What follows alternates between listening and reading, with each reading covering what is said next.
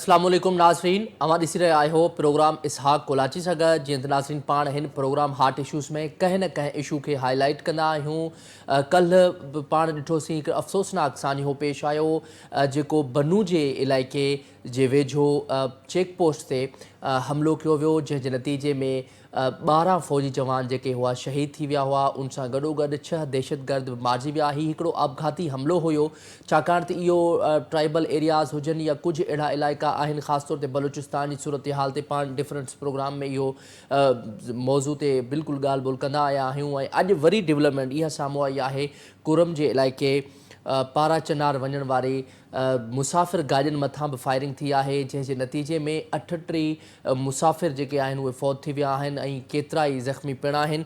सो इहा जेका ही टेररिज़म आहे, इन जे पुठियां कहिड़ा सबब आहिनि, हिन वक़्तु इहो जेको आहे समझ में न अची सघियो आहे। सदर आसिफ़ अली ज़रदारी साहब, वज़ीर आज़म ऐं उनखां अलावा घरू वज़ीर मोहसिन नक़वी साहब इन्हनि जी मज़म्मत कई आहे ऐं सदर साहब बयान बि ॾिनो आहे त जेकी दहशतगर्द कार्रवायुनि में मुलविस हूंदा उन्हनि ख़िलाफ़ सख़्तु क़ानूनी कार्रवाई कई वेंदी ऐं जेको क़ानून जी रिट आहे उहा क़ाइमु कई वेंदी। क़ानून खां केर बि मथां कोन्हे। जेकॾहिं को बि हिन मुल्क में दहशतगर्दी कंदो त उनजे ख़िलाफ़ सख़्ती सां निपटियो वेंदो। उन सां गॾोगॾु पाण हिन मामले ते बि ॻाल्हि ॿोल कंदासीं। कल्ह army chief general Asim Munir साहब जी ताजिर बिरादरी सां, कारोबारी बिरादरी सां कराची में मुलाक़ात थी आहे, जंहिंमें आर्मी चीफ कारोबारी बिरादरी खे इहा रिक्वेस्ट कई त तव्हां जेको बि इन्वेस्ट करणु चाहियो था उहो पाकिस्तान में कयो, पाकिस्तान में रही करे शयूं इम्पोर्ट कयो। उन सां पाकिस्तान जी इकोनॉमी खे डेफिनेटली फ़ाइदो थींदो। पर हिन वक़्तु जेके कारोबारी बिरादरी आहे उन्हनि आर्मी चीफ साहब जे अॻियां शिकायत बि कई ऐं उन्हनि इहा ॻाल्हि कई त हिते जेके इंडस्ट्रियल एरियाज़ आहिनि उन्हनि जा रोड तमामु घणा ख़राब आहिनि, जंहिंजे करे काफ़ी टाइम खां मरमत बि न थी सघी आहे। उन सां गॾोगॾु उन्हनि ब्यूरोक्रेसी ते इल्ज़ाम हणंदे चयो त ब्यूरोक्रेसी बि तमामु घणो हिते रही करे असांखे तंग करे थी। उन सां गॾोगॾु इहे असांजा जेकॾहिं इशू तव्हां रिज़ोल्व कयो था त असां 6 महीननि में तव्हांखे IMF जो कर्ज़ु लाहे ॾेखारींदासीं। सिर्फ़ु कराची खे तव्हां ऑन कयो त कराची 6 महीना तव्हां असांजी उन में असां सां गॾु सहकार कयो। 6 महीननि में असां IMF जो कर्ज़ु लाहींदासीं। इहा ज़ाहिर आहे वॾी हिकिड़ी डेवलपमेंट आहे, वॾी स्टेटमेंट आहे। जेकॾहिं वाक़ई में ईअं थिए थो त इकोनॉमिकली पाकिस्तान खे तमामु घणो बेनिफिट थींदो। इन सॼे मामलनि ते पाण ॻाल्हि ॿोल कंदासीं। सभ खां पहिरियां सिक्योरिटी जे हवाले सां पाण ॻाल्हि ॿोल कंदासीं। असां सां गॾु इस्लामाबाद खां सीनियर सहाफ़ी तर्जुमा निगार सिद्दीक़ साजिद साहब मौजूद हैं। बहुत शुक्रिया सिद्दीक़ साजिद साहब। सबसे पहले तो हमें ये बताइएगा कि ये एक तो दहशतगर्दी दिन ब दिन बढ़ रही है। 2 दिन पहले आपको याद होगा कि एपेक्स कमेटी का इजलास भी हुआ और ठीक एपेक्स कमेटी के इजलास के बाद दूसरे दिन ये दहशतगर्दी जो कार्रवाइयाँ हैं वो स्टार्ट हो गई हैं। आप क्या समझते हैं इसके पीछे कोई अफगान या TTP का हाथ है या कोई अंदरूनी लोग हैं वो दहशतगर्दी फैला रहे हैं मुल्क में? जी, इसमें मल्टीपल जो एक्शंस हैं वो इसमें शामिल हैं। ज़ाहिर है इसमें बैरूनी हाथ भी है, हमारे अपने जो लोग हैं वो भी इस्तेमाल हो रहे हैं, फंडिंग भी हो रही है और फिर साथ ही साथ हालात आपके सामने बलूचिस्तान और खैबर पख्तूनख्वा के मुसलसल ख़राब हो रहे हैं।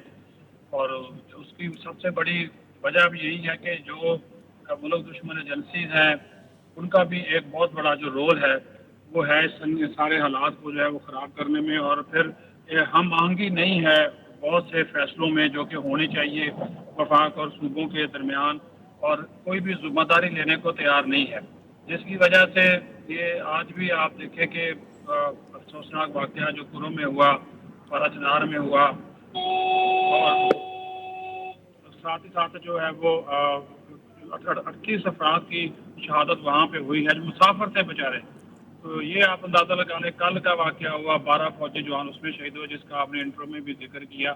तो ये हालात जो हैं मुसलसल ख़राब हो रहे हैं, ख़ास तौर पर ये दोनों जो सूबे हैं बलूचिस्तान का और खैबर पख्तूनख्वा का। और बलूचिस्तान में तो बाकायदा तौर पर अब फौजी ऑपरेशन का ऐलान भी एपेक्स कमेटी में कर दिया गया, लेकिन सब के बावजूद जब तक ये हम मांगी नहीं होगी उस वक्त तक जो है वो ये ऐसे ऑपरेशन भी कामयाब नहीं हो सकते, क्योंकि आवाम का जो ताउन है और तमाम पोलिटिकल फोर्सेस का जो ताउन है बहुत ज़रूरी है। और इस वक्त तो सियासी इस्तेहकाम हमें नज़र नहीं आ रहा, वो बहुत ज़रूरी है। अब आप देख लें कि ऊपर से भी वज़ीर दाखिला ने ठीक बात की कि हम दहशतगर्दों से निपटें या फिर ये जो हर रोज़ एहतजाज की कॉल दे दी जाती है इन लोगों से निपटें।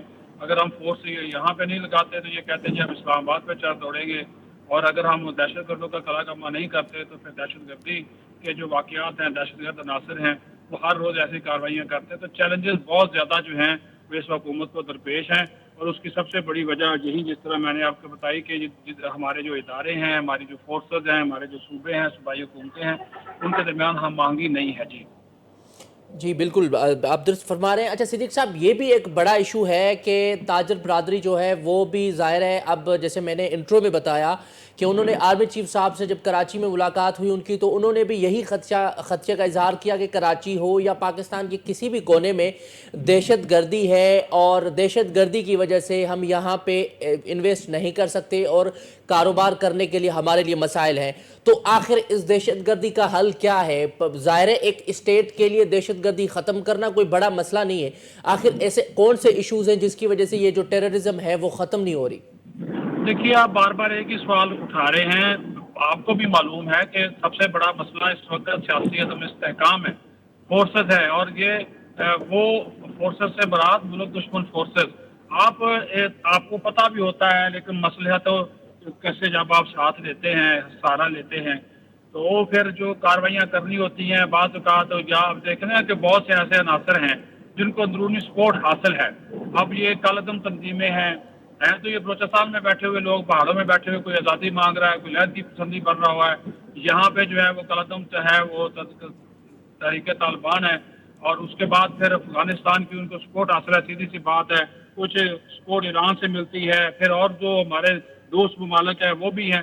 چیلنجز تو ہیں، یوٹیوب کے وہ یہ سمجھتے ہیں کہ پاکستان، کیونکہ پھر جو ہمارا چین کے ساتھ ایک تعلق ہے اس کو بھی بہت سے ممالک جو ہے وہ اچھی نظر سے نہیں دیکھتے، تو وہ پھر ممالک جو ہے وہ جو فورسز ہیں، اس طرح کے عناصر ہیں، ان کو وہ استعمال کرتے ہیں جو کہ پاکستان کے مخالف فورسز ہیں.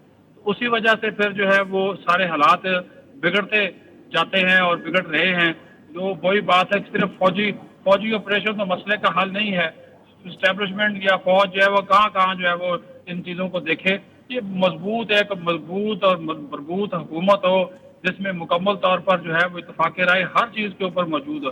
یہاں پہ فیصلے کر لیے جاتے ہیں، بڑی بڑی باتیں کر دی جاتی ہیں، بیانات آ جاتے ہیں، اعلامیے آ جاتے ہیں، لیکن ان فیصلوں پہ عمل درآمد نہیں ہوتا. قوانین موجود ہیں، ان کے اوپر عمل درآمد نہیں ہوتا. تو یہ وہ چیزیں ہیں جس کو اگر آپ نے دیکھنا ہے تو صرف آپ یہ نہ کریں کہ یہ صرف فوج کا کام ہے، پوری قوم کا کام ہے، 24 کروڑ عوام کا کام ہے کہ وہ بھی ان چیزوں کو دیکھے کہ بھائی کون جو ہے وہ اس ملک کے حالات خراب کر رہا ہے اور کون ملک کے حالات بہتری چاہتا ہے. ادروائز تو یہ جو ہے یہ جس طرح دہشت گردی بڑھنا شروع ہو گئی ہے تو چیلنجز بڑھتے چلے جائیں گے. اچھا صدیق صاحب، ابھی جب میڈیا ٹاک محسن نقوی صاحب نے کیا وزیر داخلہ، تو انہوں نے یہ بات بھی کی کہ کچھ دن پہلے 300 سے زائد افراد جو ہیں وہ افغان تھے اور ان کو گرفتار کر لیا گیا، اور زیادہ تر جو احتجاج میں جو شریک ہو رہے ہیں ان میں سے بھی انہوں نے یہی کہا کہ افغان شہری جو ہیں اس میں انوالو ہیں. تو پاکستان کے جو حکومت ہے، جو پاکستان کی وزیر داخلہ ہیں، وہ افغانستان سے اس ایشو پر ڈائلاگ کیوں نہیں کرتے، اس ایشو کو ریزولو کیوں نہیں کرتے؟ کیونکہ اگر یہ ایشو ریزولو ہو سکتا ہے تو یہ افغان کی جو انوالومنٹ ہے وہ تو ختم ہو جائے گی، تو میرے خیال سے دہشت گردی بھی کم ہو جائے گی. دیکھیے، یہ بات ہم نے ان سے اٹھائی ہے، ایک مرتبہ نہیں، متعدد بار اٹھائی ہے، بار بار اٹھائی ہے. ہم نے ایران سے بھی کہا ہے، ہم نے افغانستان سے بھی کہا ہے، لیکن وہ اس چیز کو تسلیم ہی نہیں کرتے. تسلیم تو کریں، وہ ان چیزوں کو تسلیم ہی نہیں کرتے. وہ کہتے ہیں جی ہمارا ان کے ساتھ صاحب نہیں ہے، لیکن ہم نے ان کو شواہد دیے ہیں، ہم نے ان کو جو ہے وہ مکمل دستاویزات دی ہیں، ہم نے ان کو جو ہے وہ ڈوزیر بھیجے ہیں، لیکن وہ ان چیزوں کو ایکسیپٹ ہی نہیں کرتے. پھر دونوں ممالک کے درمیان وہاں بھی روابط کا پھر فقدان ہے. لیکن یہ ہو رہا ہے، یہ چیزیں ساری جو ہے وہ کبھی یہ سرحد پار سے زیادہ تر حملے جو ہے وہ کالعدم تنظیموں کے ہوتے ہیں، فنڈنگ ہوتی ہے. پھر وہاں پہ انڈیا بیٹھا ہوا ہے، انڈیا کے اپنے قونصل خانے ہیں، پھر وہاں ایران کے حوالے سے جو سرحدی معاملات ہیں، افغانستان کے حوالے سے سرحدی معاملات ہیں. تو بہت ساری چیزیں جو ہے نا وہ ملٹیپل، جس طرح میں نے آپ کو بولا، وہ جمع ہو جاتی ہیں. ہم تو ان کو بار بار کہتے ہیں، لیکن وہ تو آگے سے وہ پھر پاکستان کے ساتھ جس قسم کا ان کا تعاون ہے افغان حکومت کا، وہ ہمیں جو ہے وہ پائیدار تعاون جو ہے وہ نظر نہیں آتا. اچھا، یعنی آپ سمجھتے ہیں صدیق صاحب اس میں جو جتنی انوالومنٹ ہے وہ افغان لوگوں کی ہے، ایسا ہی ہے؟ اچھا، اب یہ 2 دن پہلے جو اجلاس ہوا ہے اس میں ایپیکس کمیٹی کا، اس میں کیا معاملات تھے جو کہ وزیر اعظم صاحب نے اٹھائے، اور کیا اسٹریٹجی تھی جو انہوں نے بنائی اسپیشلی ٹیررزم کو کنٹرول کرنے کے لیے؟ देखिए, टेररिज्म को कंट्रोल करने के हवाले से जो एपेक्स कमेटी का एक बड़ा फैसला था, वो तो यही था ना जी। वो तो फैसला यही था कि आपने एक तो बलूचिस्तान में जो है वो ऑपरेशन, और फिर साथ ही साथ कुछ सेंटर्स बनाने थे, कुछ और मामलात कि वहाँ पे जो लोग वहाँ पे रह रहे हैं, जो चीज़ों को वो देख रहे हैं, जिन चीज़ों का वो सहारा ले रहे हैं, वो सारे ऐसे मामलात हैं जिसके ऊपर जो है वो अगर आप अमल दरामद कर लें तो सूबों और वफाक के दरमियान कोऑर्डिनेशन बेहतर हो जाए, नेशनल एक्शन प्लान के तमाम पॉइंट्स हैं, इंटेलिजेंस एजेंसियों के दरमियान ताउन है, वो बढ़ जाए। तो ये तो हर मरतबा जिस तरह मैंने कहा ना कि पहले भी हो जाता है कि फैसले कर लिए जाते हैं। अमल दरामद का सबसे बड़ा मसला है, अब भी इशू वही आ रहा है, वरना तो कोई इशू नहीं है, चैलेंजेस वही है। अब देखे कह दिया जी फौजी ऑपरेशन होगा, सिर्फ फौज के आप समझते हो फौज के ऑपरेशन से मसला हल हो तो कितने ऑपरेशन हुए हैं, और फिर दहशत गर्दी जो है वो सार उठा लेती है। तो ये सिर्फ इसमें पॉलिटिकल जो आपका एक आंसर है वो बहुत ज़रूरी है कि उसको आप जो है वो साथ रखें और इन चीज़ों को आगे लेकर बढ़ें। ठीक है, बहुत शुक्रिया सिद्दीक़ साजिद साहब, आपने हमें टाइम दिया। नाज़रीन, जीअं तव्हां असांजे पैनल जी ॻाल्हि ॿोल ॿुधी, उन तफ़सीली ॿुधायो त जेका दहशतगर्दी आहे उहा कर खणी रही आहे काफ़ी टाइम खां, पर उन में कुझु इशूज़ आहिनि जंहिंजे करे ही दहशतगर्दी वधे पई। हिकु त लॉ एंड ऑर्डर जी जेका सिचुएशन आहे उन में इम्प्लीमेंटेशन आहे, अगरि इम्प्लीमेंटेशन हुजे त इहा दहशतगर्दी जेका आहे उहा कंट्रोल थी सघे थी। ऐं नंबर 2, जेको एपेक्स कमेटी जो इजलास थियो आहे, उन एपेक्स कमेटी जे इजलास में जेके वज़ीर आज़म हुआ उन सां गॾोगॾु जेका अस्करी क़यादत ते मौजूदु हुई, उन्हनि बि इहो ई इनिशिएटिव ऐं उन्हनि बि इहा ई ॻाल्हि ॿोल कई त जेके बि इशूज़ आहिनि दहशतगर्दी जे हवाले सां, ख़ासि तौर ते बलूचिस्तान में ऑपरेशन हुजे, KP में, ऐं ॿिया उन्हनि खे जेको आहे ऑपरेशन ज़रिए इशू रिज़ॉल्व करणु घुरिजनि, छाकाणि दहशतगर्दी हिकिड़ी अहिड़ी अंसर आहे ऐं दहशतगर्दी हिकिड़ी अहिड़ी वॾो हिकिड़ो सबबु आहे जंहिंजे करे पाकिस्तान जी इकोनॉमी हुजे तमामु घणी मुतासिर थिए पई। ऐं अॼु जीअं मोहसिन नक़वी साहब उन्हनि बि बयानु ॾिनो, उन्हनि बि इहा ॻाल्हि कई आहे त असां हिकु तरफ़ दहशतगर्दी खे मुंहुं ॾियूं या ॿिए तरफ़ असां पॉलिटिकल माण्हुनि खे मुंहुं ॾियूं, छाकाणि त पॉलिटिकल बि असां वटि गर्मा गर्मी रही आहे शुरू खां। हिकु हुकूमत खटे थी त ॿिया अपोज़िशन पार्टियूं एहतजाज कनि थियूं, ऐं एहतजाज मतिलबु पाकिस्तान में अगरि को मसइलो हल कराइणो हुजे माना उनजे लाइ एहतजाज हिकिड़ो रस्तो ठाहियो वियो आहे। हालांकि ईअं न हुजणु घुरिजे, हुकूमत सां डायलॉगबाज़ी हुजणु घुरिजे, छाकाणि त हीअ जेके सेंसिटिव इशूज़ आहिनि उहे इन टाइम जे पॉलिटिकल डेवलपमेंट्स जे करे थियनि था, छाकाणि त सियासी इस्तेहकाम न हूंदो त मईशत ऐं मुआशी इस्तेहकाम न थींदो, ऐं उन सां गॾोगॾु ॿिया इशूज़ जेके टेररिज़म थी वियो या ॿिया जेके बि इशूज़ आहिनि उहो बि यकीनन वधंदा।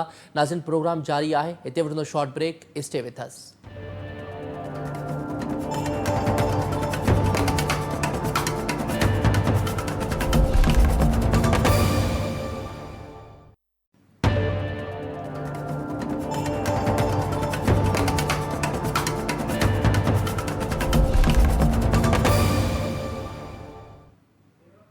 वेलकम बैक नाज़रीन, प्रोग्राम में अव्हांखे हिकु दफ़ो ॿीहर भली कार चऊं था। जीअं त नाज़रीन पाण पॉलिटिकल ऐं सिक्योरिटी मामलनि ते ॻाल्हि ॿोल करे रहिया हुआसीं, ऐं उन सां गॾोगॾु हाणे जेको पाण इशू खे डिस्कस कंदासीं उहो कारोबारी बिरादरी जे हवाले सां आहे। आर्मी चीफ कारोबारी बिरादरी सां मुलाक़ात कई आहे।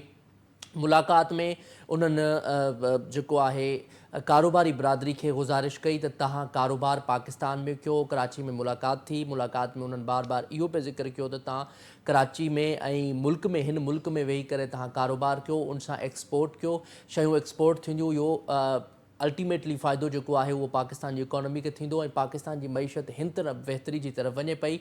त उन में ज़ाहिरा ताजिद बिरादरी कुझु ख़दशा जेके हुआ उन्हनि साम्हूं रखिया। उन्हनि इहो चयो त जेके ही इंडस्ट्रियल एरियाज़ आहिनि कराची जा, हुते रोड जेके आहिनि उहे मरमत न थियल आहिनि, जंहिंजे करे ज़ाहिरा इशूज़ क्रिएट थियनि था। उनखां अलावा उन्हनि ब्यूरोक्रेसी जे हवाले सां बि ॿुधायो त ब्यूरोक्रेसी जेका आहे उहा बि तमामु घणो हिते तंग कंदा रहनि था, जंहिंजे करे हू कारोबार करण में मुतासिर थियनि था।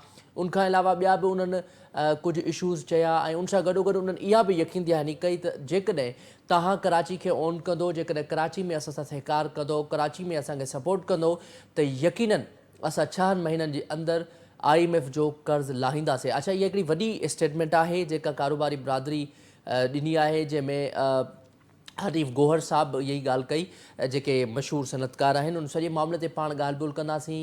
असां सां गॾु कारोबारी बिरादरी जा अॻवान लाला फुरकान शेख साहब मौजूदु आहिनि। वॾी महिरबानी शेख साहब असांखे जॉइन कयो। शेख साहब असांखे इहो ॿुधाइजो सभ खां पहिरियां मीटिंग जे हवाले सां उन में कहिड़ा ख़दशा हुआ जेके तव्हां आर्मी चीफ साहब जे साम्हूं रखिया, उनखां अलावा आर्मी चीफ साहब जेके आहिनि कहिड़नि इशूज़ ते तव्हां सां डिस्कस कयो ऐं उन्हनि जो छा चवणु हुयो उन हवाले सां? सर ॻाल्हि इहा आहे त आर्मी चीफ सां जेका अॼु ताजिर बिरादरी जी कराची में मुलाक़ात थी आहे, सभ खां वधीक ॻाल्हि ॿोल इन मैटर ते थी त आर्मी चीफ चयो त पाकिस्तान जी जेका बि इन्वेस्टमेंट आहे ॿाहिरि मुल्क वियल आहे, ख़ासि करे दुबई में 1200 बिलियन डॉलर आहिनि ऐं ॿियनि मुल्कनि में इन्वेस्टमेंट वियल आहे, उनजो मौक़ुफ़ इहो ई हो, मेन फोकस इहो रखियो त आर्मी चीफ पहिरियां 2 महीना अॻु में बि ताजिर बिरादरी खे रिक्वेस्ट कई हुई त तव्हां एज़ ए पाकिस्तानी थी किरदारु अदा कयो ऐं पंहिंजी इन्वेस्टमेंट ॿाहिरां घुराए करे पाकिस्तान में जेको आहे सो कयो ऐं तव्हांखे असां इंश्योर कयूं था ऐं तव्हांखे सभिनी मामलनि में असां बहितर कंदासीं, तव्हांजा ख़दशा दूरि कंदासीं ऐं जेकर तव्हां इन्वेस्टमेंट ॿाहिरां खणी ईंदो वापसि पंहिंजी त IMF जे चुंगल खां असां निकिरी सघंदासीं ऐं IMF जेके बि मसइला तव्हांखे मुंझाए वेठी आहे, जेके तव्हांजी बर्दाश्त खां ॿाहिरि आहिनि, त उहे अलहमदिल्ला जेकर तव्हां इन्वेस्टमेंट खणी ईंदा त तव्हांजा मसइला पंहिंजो IMF असां कर्ज़ो लाहे करे तव्हांजी तवसुस सां त तव्हांखे असां आसानियूं पैदा करे सघूं था, आसानियूं ॾेई सघूं था।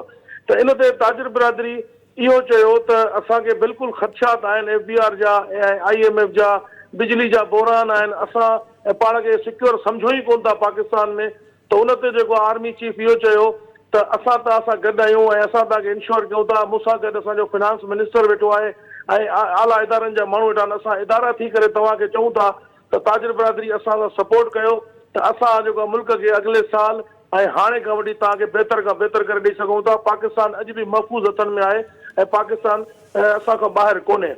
त ताजिर बिरादरी इहो चयो जेकर तव्हां असांखे इहो यकीन ॾियारियो था ऐं अहिड़े तरीक़े जूं तव्हां असांजे जेके शयूं रखियूं आहिनि त इनशा अल्लाह त असां IMF जो जेको कर्ज़ो आहे 6 महीननि में कराची जा ताजिर ई अदा करे सघूं था। अच्छा शेख साहब मसला आहिनि कहिड़ा कारोबारी बिरादरी सां जंहिंजे करे हू उन्हनि जो कारोबार मुतासिर थिए थो ऐं उनखां अलावा हू हिते कारोबार करणु नथा चाहिनि, उन जे पुठियां कहिड़ा सबब आहिनि? ॾिसो, पाकिस्तान में हर इलाइक़े में पंहिंजे हिसाब सां खोड़ सारा मसइला आहिनि। कराची जे हवाले सां जेका अॼु कराची में मुलाक़ात थी आहे, कराची जे जेके ताजिर आहिनि उन में चेंबर ऑफ कॉमर्स आहिनि, वॾा सनतकार आहिनि ऐं स्मॉल ट्रेडर्स जा बि नुमाइंदा हुया। उन्हनि में उन्हनि इहो चयो त असांखे जेको आहे इंडस्ट्रियल ज़ोन आहे, न उते पाणी जी माफ़िया आहिनि, गैस जा मसइला आहिनि, रोड रस्तनि जी मरमत कोन्हे ऐं असांजे प्लाटनि ते कब्ज़ा कया वञनि था। असांखे तव्हां इनखे इंश्योर कयो ऐं हिननि मसइलनि खे ओके करे ॾियो ऐं कराची जे हालातनि खे बहितर करे ॾियो त असां तव्हांखे जेको आहे सो इहो शइ करे ॾेई सघूं था। ऐं असां तव्हां सां गॾु आहियूं, असां मोबे वतन आहियूं, पाकिस्तान खे टैक्स अदा कंदा आहियूं, पाकिस्तान में रीढ़ जी हड्डी रखंदा आहियूं, असां छो पंहिंजा सरमायो ॿाहिरि कंदासीं जॾहिं तव्हां असांखे इंश्योर कंदो, इहे मैटर ऐं इहे मसइला असांजा हल कंदो ऐं असांखे बहितर करे ॾींदो। इनशा अल्लाह असां तव्हां खां परे न आहियूं, असां पाकिस्तान में ई पैसो अदा जमा कंदासीं, सीड़प कंदासीं ऐं हिते ई पंहिंजो पैसो लॻाईंदासीं। अच्छा ऐं शेख साहब ॿियो सर हुन में ब्यूरोक्रेसी जी बि शिकायत थी त ब्यूरोक्रेसी बि असां सां सही तावन नथी करे ऐं उहे असां सां सही वर्ताव नथा कनि ऐं उन्हनि जो बि किरदारु असां सां सुठो न आहे। इहे ख़ासो ख़ासि जेके मसाइल अच्छा शेख साहब ब्यूरोक्रेसी जी जीअं तव्हां ॻाल्हि कई की ब्यूरोक्रेसी वारा माना इहो हनीफ़ गोहर साहब उन्हनि अहिड़ी ॻाल्हि कई आहे त ब्यूरोक्रेसी उन्हनि खे तंग पई करे, ब्यूरोक्रेसी जा जेके वेठा आहिनि ब्यूरोक्रेट्स उन्हनि जो छा चवणु आहे? उहे छा तव्हां खां का भतो वठण जी का कोशिशि कनि था या तव्हांखे को हरासा कनि था या तव्हांखे उहे बेसिकली छा कहिड़े हिसाब सेंस में तंग कनि था? ॾिसो, खोड़ सारा मसइला आहिनि। जे अगरि असांजी ज़मीनुनि ते कब्ज़ो थिए थो उन ते जेको आहे इम्प्लीमेंट घटि थो थिए, उन ते एक्शन घटि खयो थो वञे ऐं जेके असां कंप्लेंट्स कयूं था या कंहिं शयुनि जा ख़दशा ॾियारियूं था त उनखे जल्दी रिज़ॉल्व नथो कयो वञे। अच्छा शेख साहब इहो सिक्योर कयो, इंशाअल्लाह पाकिस्तान में सीड़पकारी वधंदी ऐं असां पाकिस्तानी आहियूं, मोबे वतन आहियूं, असां पंहिंजो हक़ अदा कंदासीं अगरि तव्हां असांखे इंश्योर कयो। अच्छा शेख साहब, अच्छा ॿी ॻाल्हि इहा बि आहे कारोबारी बिरादरी जेका आहे उहो उन्हनि केस बि दाख़िल कयो आहे, पेटिशन फाइल कई आहे त असां जेके जलसा जलूस थियनि पिया पॉलिटिकल पार्टीज़ कनि पियूं इन्हनि जे करे बि असांजो कारोबार जेको आहे मुतासिर थिए पियो।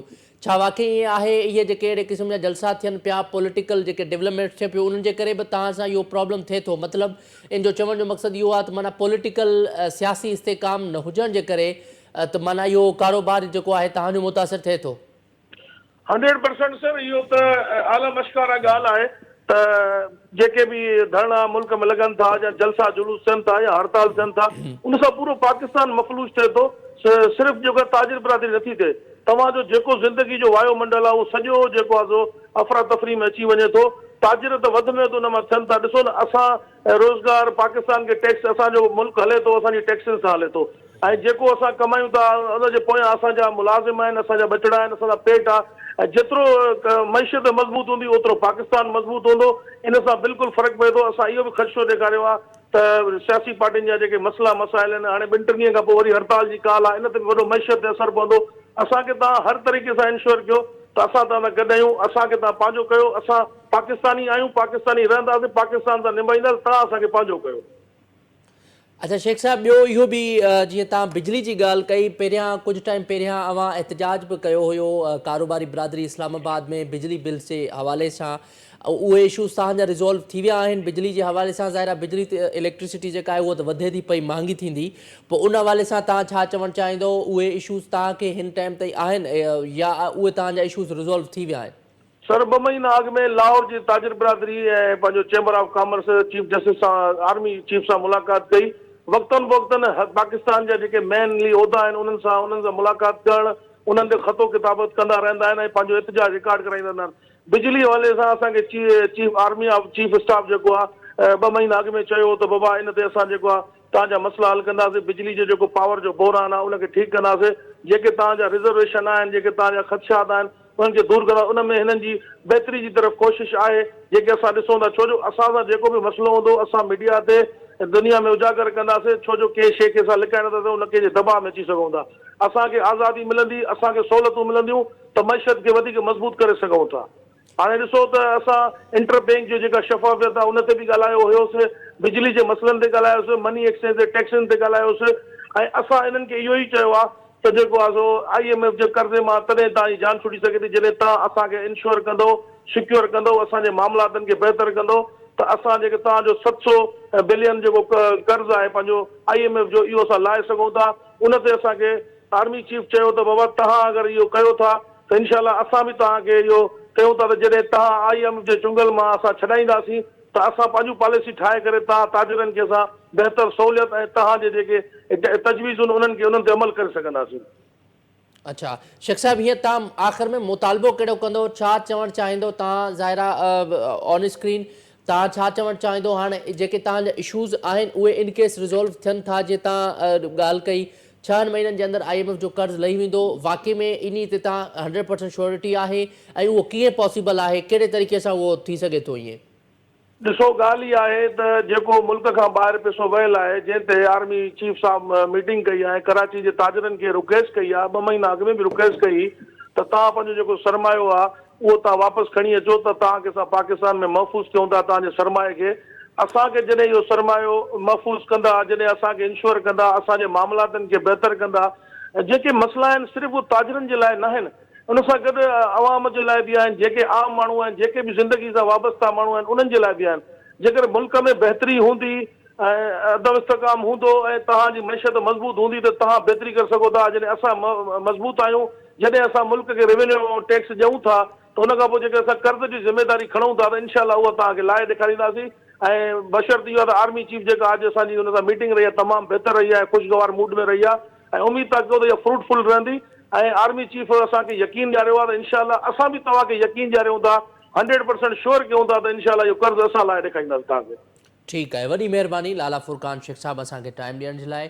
नाज़रीन, जीअं त कारोबारी बिरादरी जे अॻवान लाला फुरकान शेख साहब असांखे तफ़सीली ॿुधायो जेका उन्हनि जी मीटिंग थी, ऐं मीटिंग जे हवाले सां बि उन्हनि तफ़सीली ॿुधायो। उनखां अलावा उन्हनि हिकिड़ी वॾी स्टेटमेंट ॾिनी आहे त 6 महीननि अंदरि पाकिस्तान जी जेको IMF जो कर्ज़ु आहे उहो लही सघे थो, लेकिन उन लाइ कारोबारी बिरादरी जा जेके मसइला आहिनि उन्हनि खे हल करणु खपे, ऐं हुकूमत वक़्त खे बि इहो सोचणु घुरिजे जेकॾहिं कारोबारी बिरादरी सां सहकार कंदा त यकीनन उहो पाकिस्तान जी इकोनॉमी लाइ तमामु घणो फ़ाइदो थींदो। जेकॾहिं पाकिस्तान जी इकोनॉमी जे लाइ कर्ज़ु लही वञे थो, ख़ासि तौर ते IMF जो, त यकीनन पाकिस्तान जी इकोनॉमी बिल्डअप थी सघे थी, ग्रो करे सघे थी, ऐं उनखां पोइ पाकिस्तान में जेको आहे उहा इन्वेस्टमेंट वधंदी, एक्सपोर्ट जेको आहे उहो पाकिस्तान जो वधंदो, इम्पोर्ट घटि थींदो, ख़सारो वेंदो हलियो। त इहे सॼा जेके इशूज़ आहिनि इकोनॉमिकली पाकिस्तान खे एतिरो बेनिफिट थींदो जो पाकिस्तान जा जेके अवाम आहे, पाकिस्तान जा जेके माण्हू आहिनि उहो ख़ुशहाली वारी ज़िंदगी गुज़ारे सघंदा। प्रोग्राम जो नाज़रीन जेको वक़्तु आहे उहो पुॼाणी थो पहुचे। मूंखे ॾींदा इजाज़त, अल्लाह निगहबान।